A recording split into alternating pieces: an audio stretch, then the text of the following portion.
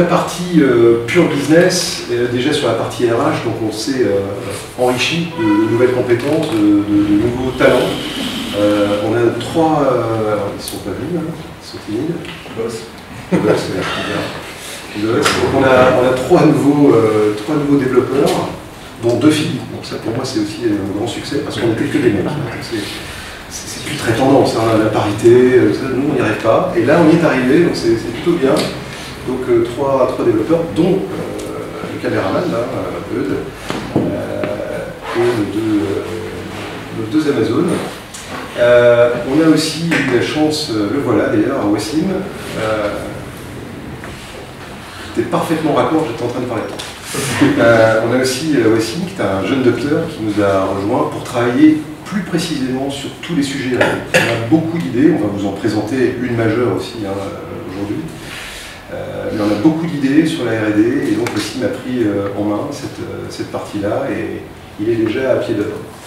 Enfin, Stéphane Dean nous a rejoint comme CEO et également l'ancien patron du billing SFR sur la partie wholesale et entreprise, Christophe Prince, qui n'est pas avec nous aujourd'hui, qui a rejoint aussi l'équipe au mois de juin. Donc on a beaucoup étayé l'équipe. En plus de ces 6 personnes-là, il y a eu aussi deux Marocains qui sont basés au Maroc, qui nous ont rejoints. Hicham, qui a pris un gros challenge en allant passer plus de 3 mois chez notre client Empiris en Belgique, et qui a fait un super boulot puisqu'ils ont livré des clients, ça y est. Voilà, avec des clients et le business, comme ils disent, le business, c'est leur service commercial qui est heureux, donc ça veut dire qu'on a une belle implémentation. Donc l'Empiris c'est Total Spring, hein, pour ceux qui n'ont pas fait le lien, c'est les énergies vertes. Et donc ça on est très longtemps, et puis Anine, qui a passé 2 mois chez CGI, qui a travaillé sur le projet de vélo en libre service de la ville de Paris. Et qui continue maintenant sur un autre dossier, un dossier télécom en l'occurrence. Donc Anine est arrivée, maintenant ça fait un peu plus de 4 mois chez nous et il s'est mis très vite au travail. Et puis comme il arrive, je vous présente aussi Lan, qui est notre dev lead. Donc c'est lui qui encadre toute l'équipe de développement en France, Paris, Dijon, Briançon. Je le présente aussi, j'en profite, notre responsable prod, Antoine, si tu veux juste te lever, pour ça je fais ce soir. Et Vincent. Alors Vincent c'est l'homme de la qualité, donc quand vous pensez qu'on n'a pas livré des choses qui marchent, c'est sa faute. C'est ça? C'est ça, okay. C'est bien. Bon, comme je vous le disais, beaucoup de signatures, des belles signatures, donc c'est toujours une surprise. Alors, je ne dis pas qu'on y était habitué, mais on vient des télécoms, donc tout le monde le sait. Donc, quand on signe avec nos amis d'Alphalink, Axion, qui est une filiale de Bouygues, et Diabolocom, qui est un opérateur télécom dans le cloud, et Salt, qui est l'ancien Orange Suisse, acheté par Niel, ça, je dirais, c'est du business as usual. C'est des choses qu'on sait faire, qu'on fait, et les gens nous connaissent en fait pour ça. Et comme vous le savez, notre système de billing fait beaucoup plus de choses que ça. Et moi-même, d'ailleurs, j'ai été très surpris qu'on aille travailler dans le secteur de l'énergie. C'est eux qui sont venus nous chercher, on n'a pas fait des démarches vraiment volontaires, plus ou moins, je dirais, le directeur commercial, mais globalement, aujourd'hui, il y a une vraie révolution dans le domaine de l'énergie. Je crois que Emmanuel a prévu de vous parler de use case un petit peu plus dans le détail, mais globalement, on sent que ils veulent se réinventer. Donc, gaz, électricité, eau, voilà, c'est un peu massif, sauf que là, maintenant, ils veulent les énergies vertes, ils veulent... Là, on a fait de l'entretien de chaudière, on a fait les panneaux solaires, on va faire les recharges des véhicules électriques.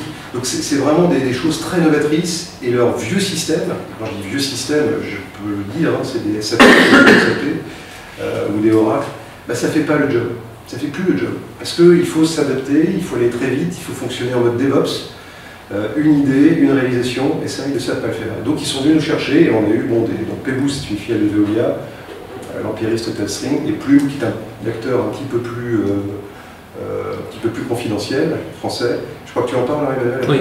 Bon, je ne vais pas m'attarder dessus, mais on a fait une réalisation technologique avec eux qui est vraiment intéressante, puisqu'on est en stateless pur. Il n'y a pas de client qui transite par la plateforme, on est une grosse calculatrice et on répond en moins de 250 millisecondes, ce qui est une prouesse. Et puis évidemment, alors, on travaille avec Atos Worldline, plein de choses, donc je ne vais pas parler de tout, notamment des choses confidentielles, mais donc vous êtes nombreux d'Atos aujourd'hui, et c'est vrai qu'il y a pas mal de sujets en cours. Et puis on a mis là, dans la panel IoT, parce qu'il y a au moins un sujet IoT dont on peut parler, mais avec Activity, qui est représenté par Frédéric Chouda, voilà, lui. Et puis également Objet News, la filiale réseau d'ADV de Bouygues Telecom. Donc ça, effectivement, là on est encore un peu comme là, on est vraiment dans nos savoir-faire. Là c'était novateur, et là quelque part c'est aussi novateur. Donc c'est tout ce qui va être les smart cities, la mobilité. Donc Smooth Indigo, pour ce fameux projet de vélo en libre service de la ville de Paris, pour en dire plus, qui va être en prod d'ici la fin de l'année. Et Toubli, tu en parles Emmanuel aussi ou pas après? Oui. Donc, je ne fais pas de redite. Gros chantier sur la mobilité aux US, donc ça on va vous en parler, c'est vraiment sympa. Et puis Parkéon, alors il est où Laurent? Il est là. Avec Oxelar, donc Laurent qui était d'Oxelar. Beaucoup de pop, mais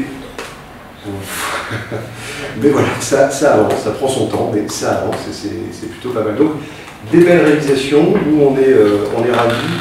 Beaucoup de ces projets sont déjà en prod, donc on a les premiers retours des users. On a aussi le retour des services d'exploitation, donc on nous bench, on nous demande des choses. Nous on sait qu'on doit encore faire évoluer le produit. On va vous montrer la roadmap, il y a beaucoup de choses qui vont vous intéresser. Mais ce que je voulais vous dire aujourd'hui, c'est un petit peu plus que ça, c'est même si on n'est pas une vieille start-up, on a commencé par, on va dire, une sorte d'ovni, quelque chose qui existait comme ça, qui avait été développé un peu dans un coin, qui était le moteur de bidding. Alors certes, il avait été implémenté sur des belles réalisations, mais c'était un diamant brut, il fallait le tailler. C'est ce qu'on a fait pour arriver en 2017 à quelque chose de beaucoup plus complet, beaucoup plus user-friendly, qui est donc le système que vous connaissez aujourd'hui. Mais il y a un mois et demi de ça, j'ai demandé au directeur produit et au directeur des opérations de réfléchir à ce qu'on allait faire cette année. Parce que courir après les fonctionnalités pour refaire ce qui existe déjà en partie sur le marché, notamment chez nos concurrents, les petits et les gros, c'était pas un projet déjà moi qui me motivait, et surtout on était en train de perdre notre différenciation.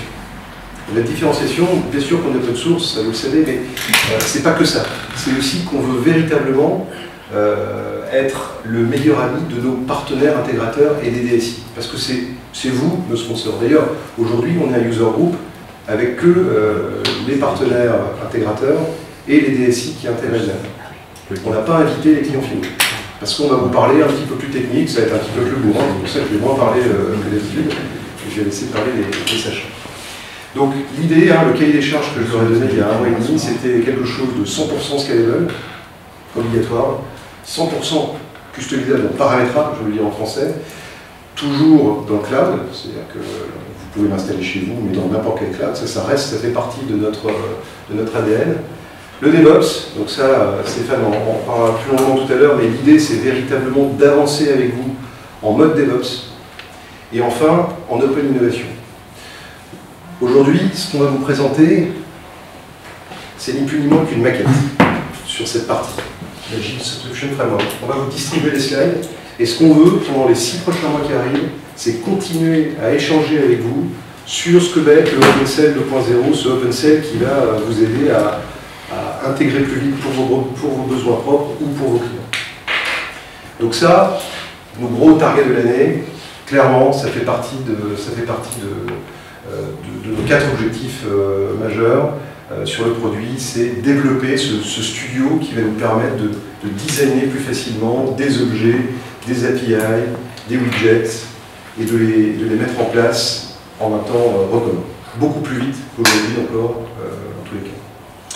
Ce qui va nous occuper aussi cette année, évidemment, et Emmanuel détaillera point à point, c'est toute la partie roadmap. Bien sûr, le produit continue à évoluer, donc on va avancer sur 2 pattes, avec le Billing as a Service, qui est vraiment une demande qui commune à tous nos clients maintenant.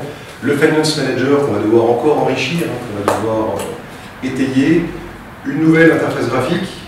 Alors, vous êtes très tolérants, je trouve, hein, parce qu'on vous a présenté le produit et certains même d'entre vous nous ont dit qu'il était beau. Nous, on n'est pas tout à fait convaincus qu'il soit au taquet encore. Hein. Donc, on va l'améliorer, on a déjà trouvé ce qu'on allait faire. On ne présentera pas de la nouvelle interface aujourd'hui, d'ailleurs, je ne pense pas. Si, on présente tout à l'heure. Et puis, on va continuer à avoir de nouveaux connecteurs vers l'extérieur. Vous savez qu'on a Salesforce, vous savez qu'on a Dynamics. On va adjoindre bientôt des SMS et du mailing. Mais on va continuer à enrichir notre plateforme de connecteurs multiples.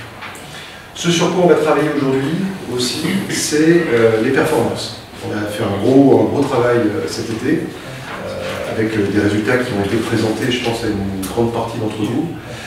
Mais là, pour faire très clair et puis donner directement le pitch, hein, on veut passer de 2 millions d'usages en 15 heures à 90 millions d'usages en 10 heures. Et ça, on veut le faire dès la fin janvier. N'est-ce pas possible? Du Covid, il y a tout le monde. Après, c'est dit. Hein, là encore, si ça ne marche pas, ce sera de sa faute. Tout est enregistré. Hein. C'est enregistré. Et puis, il y a aussi un mois de ça, j'ai lancé avec l'équipe un chantier sur la refonte de nos processus internes. Alors, on est une start-up, et comme vous voyez, moi je me suis rasé la barbe, mais quand j'en avais, elle était un peu grisonnante. On a tous travaillé dans les grands groupes, et bien sûr qu'on doit se développer de façon agile, mais on doit aussi, en interne, refondre nos processus, notamment le processus de documentation. Ça, par contre, il y a quand même beaucoup d'entre vous qui nous ont fait des remarques. Ethan a pris ce chantier. Là encore, si ça ne marche pas, vous saurez faire qui vous tourner. Mais véritablement, c'est un des processus, mais véritablement, on est en train de faire des choix assez structurants pour pouvoir vous donner, à vous, à vos clients, une documentation de qualité. En tous les cas, une documentation qui soit autant de qualité que le produit peut être de qualité. Et puis on a revu au passage notre stratégie de test, notre stratégie de delivery, dont Stéphane vous présentera quelques éléments. Donc ça, c'est ce qui va nous occuper cette année. Il y a aussi évidemment d'autres choses hein, qui sont importantes. Alors pourquoi est-ce qu'on s'est vu en petit comité restreint et pourquoi est-ce que vous êtes invités et pas nos clients finaux? Parce que je pense qu'une des clés cette année, ça va être d'animer notre réseau de partenaires. On est éditeur, c'est vous qui devez intégrer nos projets. C'est-à-dire qu'aujourd'hui, on en a fait quelques-uns. Heureusement qu'on n'a pas eu à faire le projet de vélo en libre service de la ville de Paris, parce qu'ils sont montés à plus de 10 personnes hein, sur notre projet pendant 6 mois. Plus le front, etc. Plus le front. Donc, nous, on n'a pas la CAF, et puis nos ressources, nos développeurs, nos développeuses qui sont arrivés. Je me rappelle jamais comment elles s'appellent, le numéro 1 et le numéro 2. C'était assez vite et bizarre. Voilà, nous, on est là pour faire du produit, pour enrichir le produit et vous le mettre à disposition. Quand on fait du projet, on perd un peu notre temps. Donc ça, évidemment, on va animer. Donc je vais recruter quelqu'un qui va s'occuper exclusivement de vous et qui sera là pour vous accompagner et faire ce job. On va aussi booster l'équipe de sales qui aujourd'hui compte une personne. La communication, ça c'est pas notre fort. Donc ça, on va travailler dessus, on va essayer d'être plus pertinent, plus impertinent aussi, je pense que c'est notre sens, et puis être plus connu, plus reconnu. Souvent, vous me racontiez l'histoire tout à l'heure, je me permets de refaire la petite anecdote, hein, donc il y a plusieurs personnes de chez Worldline aujourd'hui, et en fait, vous nous avez découvert par hasard. Voilà. C'est un fait, c'est qu'aujourd'hui, on tombe sur nous, des fois encore un peu par hasard. Donc il faut qu'on arrive à trouver les bons vecteurs de communication. C'est aussi simple que ça.